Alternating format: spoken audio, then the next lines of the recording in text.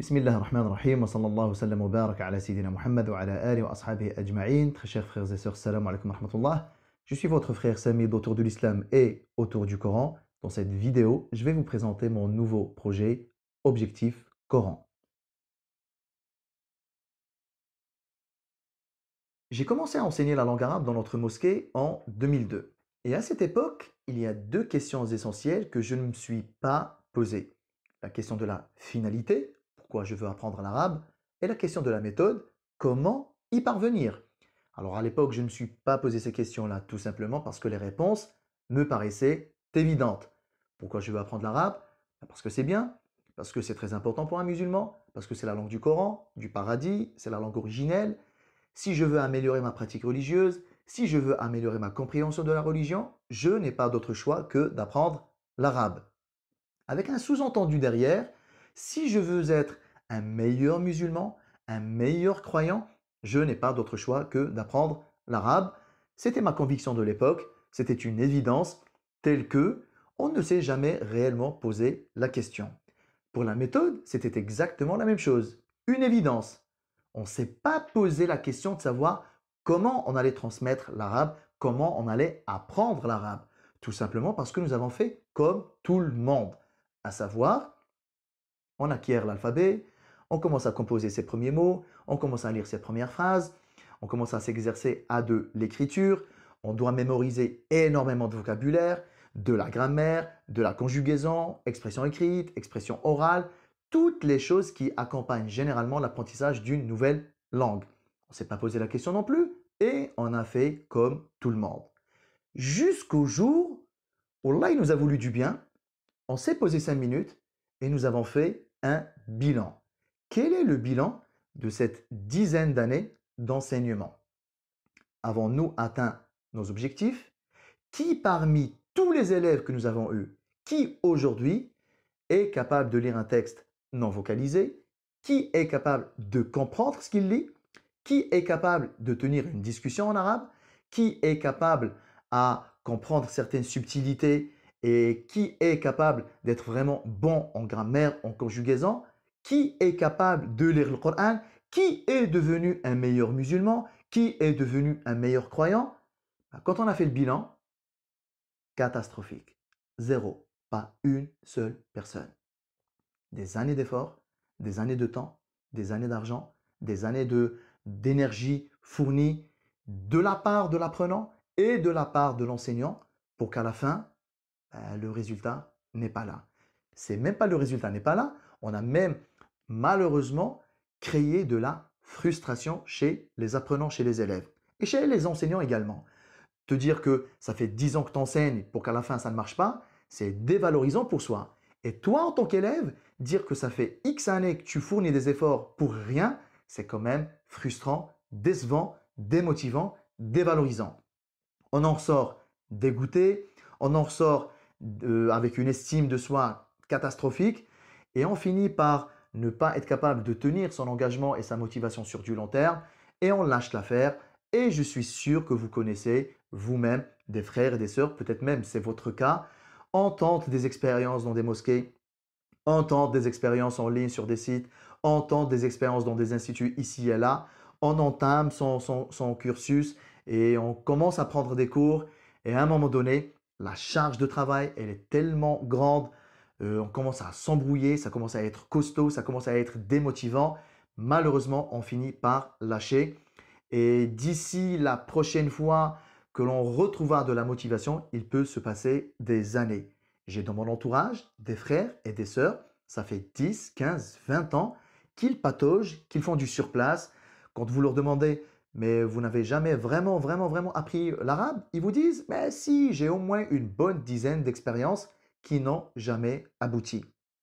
On a décidé de dire stop et de rompre radicalement avec cette manière de concevoir la langue arabe, cette manière de concevoir l'enseignement, la méthode, les finalités. Ce sont vraiment des questions existentielles que nous avons décidé de nous poser et franchement, ça a quand même changé beaucoup de choses. Revenons à cette question de la finalité. Pourquoi je veux apprendre l'arabe? Il peut y avoir bien évidemment plusieurs raisons à cela, mais je pense que nous serons tous d'accord pour dire que la première d'entre elles, la top priorité pour un musulman, c'est quand même d'être capable d'ouvrir un mushaf et de lire correctement le Coran. C'est un objectif qui est clair, précis, facilement atteignable, rapidement atteignable, mais malheureusement il se retrouve noyé dans une quantité incroyable d'autres objectifs. Je veux à la fois être capable de lire le Coran, peut-être le mémoriser, peut-être le comprendre. Je veux aussi tenir une discussion en arabe, être capable de rédiger un courrier en arabe, être capable de lire sans voyelle, maîtriser la grammaire, la conjugaison. Et je vous rappelle que je suis un débutant. Je vous rappelle que tout cela est pour moi quelque chose de nouveau. Me noyer dans cette charge de travail énorme dès le début, c'est juste contre-productif. Je me retrouve à poursuivre plusieurs objectifs et malheureusement, l'expérience nous a montré que, à force de vouloir tout atteindre, on finit par ne rien atteindre du tout, ou du moins on va un petit peu tout survoler sans rien maîtriser. Je ne sais pas si vous en connaissez dans votre entourage, mais j'ai demandé à des frères, des sœurs, des amis, des gens que je connais dans la vraie vie, des gens qui suivent des cours d'arabe depuis 3 ans, 4 ans, 5 ans, et qui ont eu beaucoup de vocabulaire, de la grammaire, de la conjugaison, ils commencent à lire et tout et tout. Je leur ai juste ouvert une page aléatoire du Mus'haf. Bismillah, vas-y, lis. Catastrophique. Certains, je n'arrivais même pas à distinguer, à comprendre ce qu'ils disaient.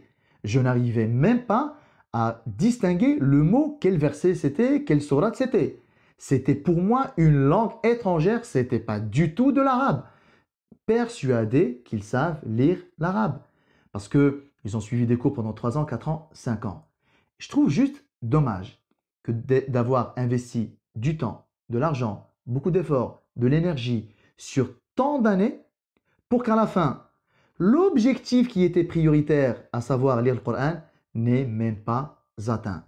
C'est juste ça qui fait un petit peu mal. C'est assez triste parce que nous nous sommes dispersés. L'idée maintenant, c'est donner la priorité aux priorités. La priorité est d'être capable de lire le Coran. Une fois que cet objectif-là est atteint, bismillah, les autres objectifs. Une fois que le Coran est maîtrisé dans sa lecture, bismillah, la lecture sans voyelle, bismillah, la grammaire, la conjugaison, tout ce que vous voulez. Mais restons focalisés sur le principal objectif qui est la lecture de la parole d'Allah subhanahu wa ta'ala.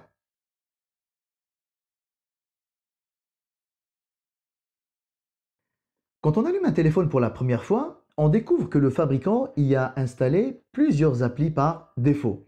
Et selon l'usage que nous allons faire de ce téléphone, eh bien peut-être que ces applis-là ne nous serviront strictement à rien. Si tel était le cas, qu'est-ce qu'on fait?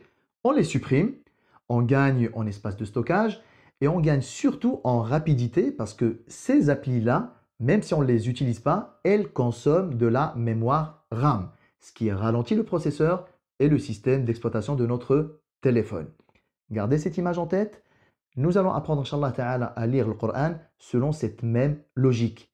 Tout ce qui n'est pas directement applicable, tout ce qui n'est pas directement utile, tout ce qui n'est pas strictement nécessaire à la lecture du Coran, eh bien, on va devoir l'abandonner. Pour lire le Coran, est-ce que j'ai besoin de vocabulaire? Non. Est-ce que j'ai besoin de grammaire? Non plus. Pas de conjugaison, pas d'expression orale, pas d'écriture. Eh bien, vous savez quoi? Nous n'allons pas du tout avoir recours à ces choses-là.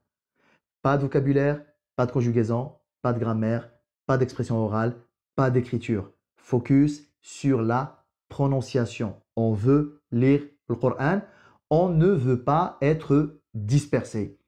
Autre chose que nous allons devoir abandonner, c'est le nom des lettres. Vous savez que, même en français, chaque lettre, elle a un nom. La lettre W, H, P, R, S, etc. Le nom de la lettre est différent du son qu'elle produit. La lettre B, c'est son nom. Le son qu'elle produit, c'est B. La lettre W, c'est son nom. Le son qu'elle produit, c'est, selon les régions, Belgique, France par exemple, ça peut produire un OU et ça peut produire un V. Wa, va. Donc on voit que le nom de la lettre n'implique rien du tout dans la lecture. C'est juste une information supplémentaire qui va juste embrouiller le nouvel apprenant, le débutant. Je dois mémoriser le nom des lettres, ensuite le son qu'elles produisent. C'est une tâche cognitive supplémentaire qui ne me sert à rien. Donc on oublie totalement le nom des lettres et on va uniquement travailler sur le son qu'elles produisent. Par exemple, dans la langue arabe, nous avons une lettre qui s'appelle dal. Dal. Mais quand on la croise dans un mot, le son qu'elle produit, c'est d. Donc pourquoi dire aux gens qu'elle s'appelle d'elle pour leur dire oui, mais oublie qu'elle s'appelle d'elle. Maintenant, focalise-toi juste sur le fait qu'elle produise le son de. On a juste donné une information supplémentaire, inutile à ce moment-là de l'apprentissage. Donc on enlève le nom des lettres, on enlève le nom des voyelles, on enlève toutes les choses qui viennent agrémenter un petit peu la lecture, qui ne servent pas directement la lecture du débutant et du nouvel apprenant. Autre chose dont on va se débarrasser, Inch'Allah Ta'ala, c'est l'ordre alphabétique. L'ordre alphabétique, il sert à une chose, et à une seule chose. Il sert à se repérer dans un dictionnaire. Sinon, pour apprendre à lire, ce n'est pas du tout une obligation, et je ne me sens pas obligé de suivre l'ordre de l'alphabet. Parce que parfois, on rencontre certaines difficultés, parfois, ce n'est pas pertinent selon les personnes, selon l'élève que vous avez en face de vous. Peut-être qu'il bute sur cette lettre-là. On ne va pas rester dessus 3 semaines, on passe à autre chose, on reviendra dessus plus tard, quand la personne elle sera plus à l'aise, plus en confiance, elle aura déjà appris une quinzaine, une vingtaine de lettres. Les lettres, les sons qui ont un petit peu été difficiles à un moment, il n'y a aucun problème à ce qu'on y revienne beaucoup plus tard. L'idée est de rendre l'apprentissage simple, fluide, avec le minimum de tâches cognitives. C'est déjà beaucoup, c'est déjà énorme pour un débutant de se concentrer, de se familiariser avec les formes graphiques des lettres, de se souvenir des sons. Alors si on peut le soulager, le pauvre, cet élève, si on peut le soulager de toutes les choses qui ne servent pas à la lecture, ben franchement, on le fait avec plaisir. L'idée est de rendre l'apprentissage simple, accessible, fluide et que les gens avancent sereinement, de manière apaisée, qu'ils gagnent en confiance, ils gagnent en motivation, ils ont le sentiment d'avoir été efficaces et ça, c'est juste bon pour la suite de l'apprentissage. Cela fait maintenant une bonne dizaine d'années que nous enseignons la lecture du Coran selon cette méthode. Mais jusque-là, c'était obligatoirement du présentiel et en plus dans un cercle privé d'amis et de proches. C'est également comme ça que j'ai appris à mes enfants à lire le Coran. Je n'ai jamais rendu la chose publique à cause de mes contraintes, de mes déplacements.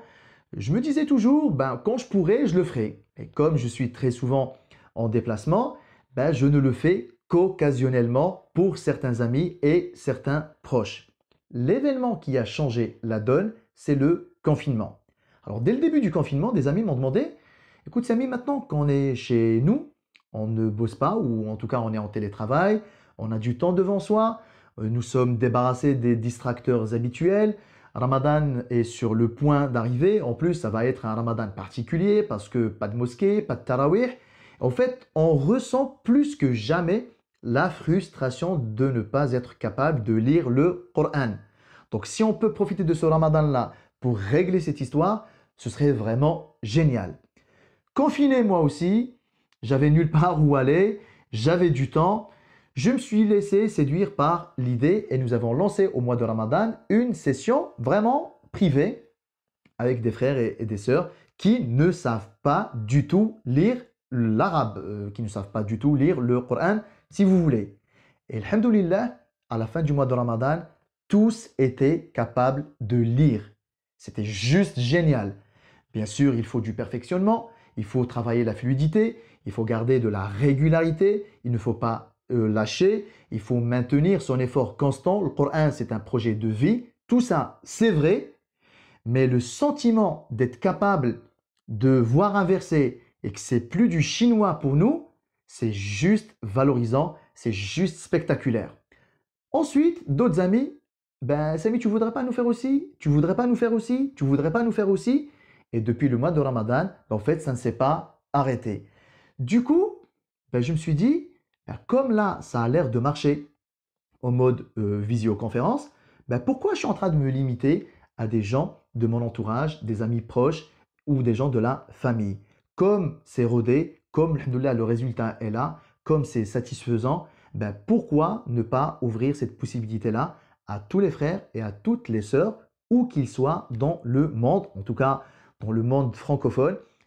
Et donc le site objectifcoran.com a vu le jour. C'est juste pour donner la possibilité à des frères et des sœurs qui ne sont pas dans mon cercle privé de pouvoir accéder à cet apprentissage.